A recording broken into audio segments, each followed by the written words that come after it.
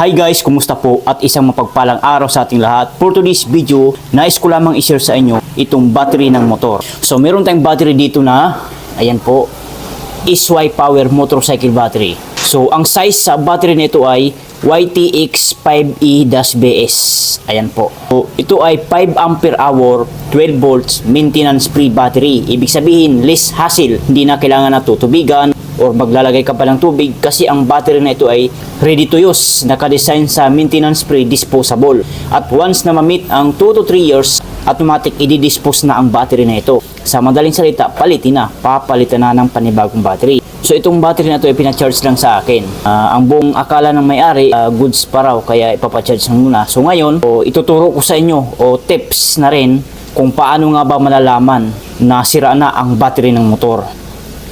So okay, so paano nga ba malalaman? So first thing, dapat meron tayong tinatawag na ito, itsura. Battery tester or battery analyzer. Ayan po.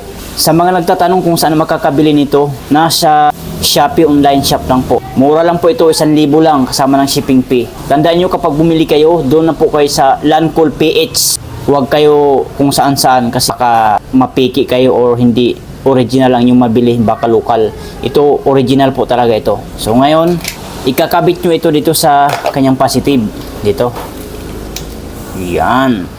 Ang kulay pula kulay pula yan ang alligator clip ng ating battery tester or battery analyzer. Itong kulay itim naman, dito natin ikakabit sa minus, itong minus sign. Ibig sabihin, negative polarity ito ng battery. Kumbaga, ground, ito ang ground, polo, polarity ng battery. Diyan natin ikakabit itong itim na alligator clip ng battery tester or battery analyzer. So, pansinin natin, kusang nagtuturn on siya kasi wala po itong switch on off, automatic nag-open kapag ikakabit natin sa positive at negative polarity ng battery.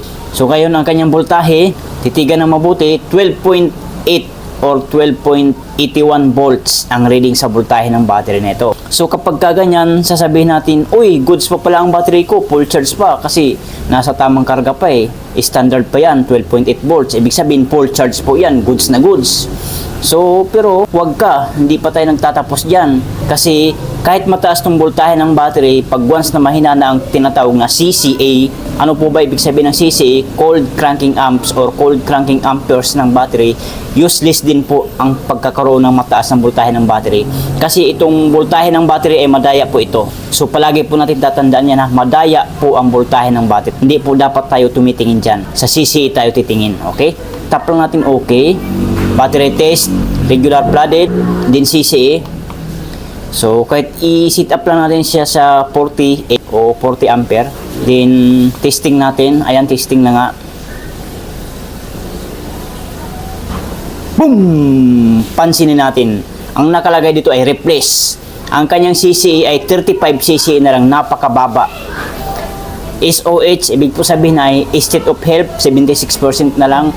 SOC, state of charge ay 98%. Replace. So, wala nang pag-asa ang battery nito. Sira na. Deadbat na po ang battery nito. Palitin na. Diba? 12.80 volts siya. Kahit mataas ang voltahe niya, pag once na mahina itong CCA, useless, walang kwenta itong voltahe na ito. Dapat ang minimum na CCA ng battery nasa 70 to 100 CCA bago ma-start ang ating motor. Okay? So, tanggalin na natin yan. So, yun lang. Sana nakatulong sa inyo ang video na ito. And maraming salamat po sa inyong panonood. And huwag kalimutan mag-subscribe sa ating YouTube channel. And pahit na rin ng notification bell para ma-notify kayo ng YouTube kapag may new videos akong ina-upload. Bye!